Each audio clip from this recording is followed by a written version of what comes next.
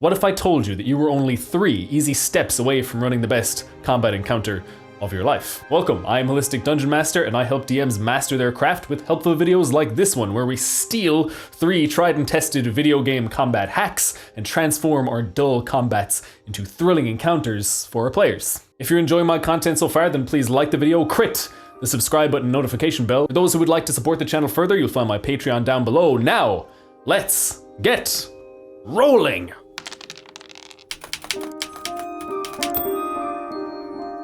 It happened again. The party just surrounded the boss and just wailed on them until their hefty sack of hit points trickled out like grains of sand from a boring and broken hourglass. They won the fight, but it cost them their enthusiasm for the session, and it was entirely my fault. And it wasn't the first time either. I tried to rack my then newly minted DM brain for what went wrong. I used all of the advice I heard online in YouTube videos like this one here. I added a variety of minions, gave the bad guy a cool thing that they could do, which they never got to use, and provided some environmental challenges like cover and verticality. And it still ended the same. They surrounded the boss and wailed on him till he died.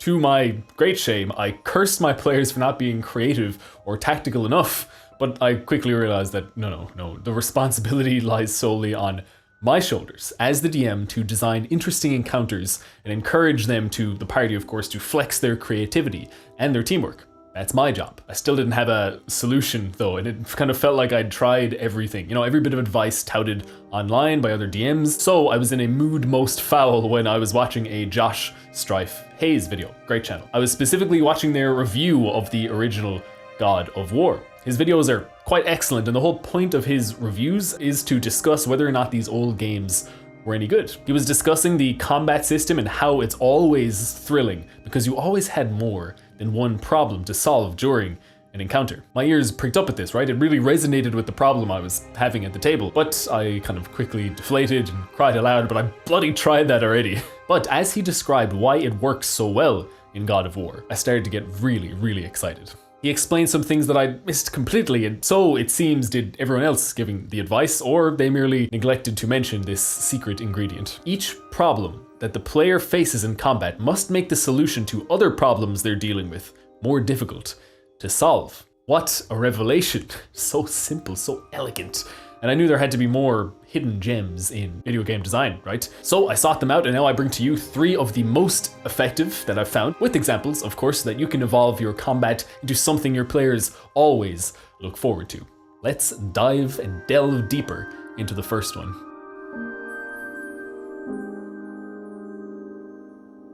There should virtually always be more than one problem to solve in any given combat, whether it's a mix of bow bending, sword swinging, and spell slinging enemies. But the secret to getting this to work effectively is so powerful that it bears repeating. Each problem that the player faces in combat must make the solution to another problem they're dealing with more difficult to solve. Here's some examples. The problem: your boss is a big, nasty, mean bag of hit points with little AC and hits very, very hard. The solution, of course, to this is that you just DPS them down before they cause any significant damage. However, there's an obstacle, right? The mage keeps casting spells like Stone Skin or Shield of Faith to raise the AC of the boss, keeping them in the fight longer. The solution to that problem, of course, is to focus on the mage first because they're squishier and it will just make the big guy easier to take down. However, here's another problem that makes the solution of that even more difficult, right? There are a bunch of pre-laid traps that inhibit the movement that make getting to the mage just that much more difficult. This is just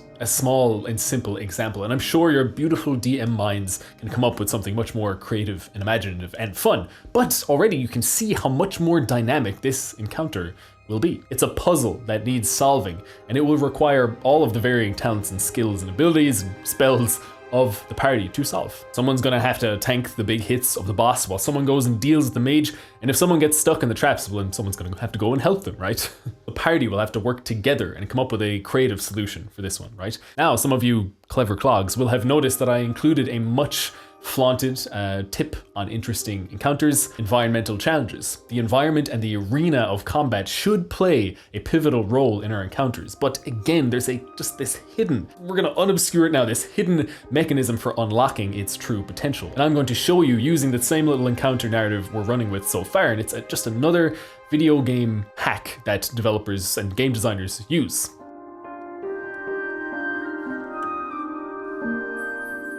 We must think more deeply about the environment and how it adds to the combat. It's easy to throw in some verticality and cover like I did, and it didn't, it kind of worked, but not too well. And we can do that and call it a day, right? But it seldom makes for a thrilling encounter. So go deeper, add in elements that can be interacted with by the party or the enemies or both that will drastically change the flow of combat. Just some more examples for you because I do care about you guys. A glyph of warding set near the entrance by the mage, right? The classic exploding barrels that enemies just for some reason, they just love to hang around those exploding barrels, don't they? Look, whatever. You can think of a reason. Maybe this boss smuggles high-proof liquor and they just have it hanging around. Or maybe there's a cracked portion of the ceiling that can bring down random chunks of masonry if blown up. If any of these really kind of effectively goes off and comes into play, the flow of combat will drastically shift. The ceiling chunks might even block party members or enemies off from one another. They'll have to change tactics, change their position. They have to adapt completely and in a meaningful way, right? And it just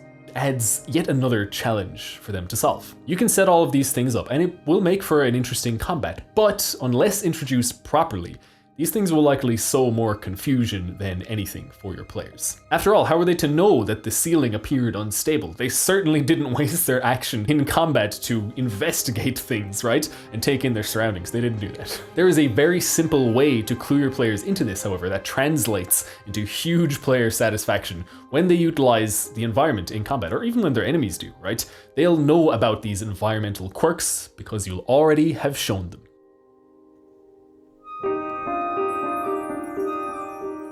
This is the final step to tie all of these things together. After all, the players will think it massively unfair when the enemies, who are familiar with their surroundings of course, use the environment against them. The solution is easy. Just give them a chance to explore the arena before the enemies show up. As they undoubtedly look for treasure or clues, you can just drip feed them information about this place, if they roll well, of course. Maybe they notice that the ceiling is cracked and that occasionally dirt and debris falls down from it. Maybe someone's located that glyph of warning and, like I said, they'll just see that there's high-proof booze everywhere. They'll get a chance to see it first before combat occurs, right? Maybe they come back through here, or maybe the fight kicks off while they're there for the first time. Either way, you've now given them the knowledge that they need to utilize the environment creatively, and you've even telegraphed that there's a magic user here. Even if they don't do it, like they notice these things, but they don't use them in combat, and it's used against them, they'll realize it was telegraphed, and they won't feel that it's unfair. Or at least they shouldn't. There are many more great techniques that we can just kind of steal from video game design and improve our games, right? But if you utilize these 3 simple steps, I guarantee that your next fight will be infinitely more dynamic. Your players will eagerly look forward to the next chance they get to fight, and never, ever, ever again will the party merely surround your boss and wail on it till it dies. Better combat means better D&D, but so do better NPCs. Well, lucky for you, I've written a bunch of system-neutral, story-focused, archetypal NPCs with no stats, mechanics, or anything like that, so you can just drop them into any old game or system you're running and improve the narrative of your games. I'm giving it away for free and you'll find it down in the description below. Also down in the description below, you'll find the link to my community Discord server where we can hang out, discuss the game. You'll meet other DMs who like to bounce ideas off each other and sharpen each other's skills. There's also a bunch of players in there, just people who love playing the game and talking about it too. You've heard a lot from me, now I want to hear from you. In fact, we all do. Please get typing down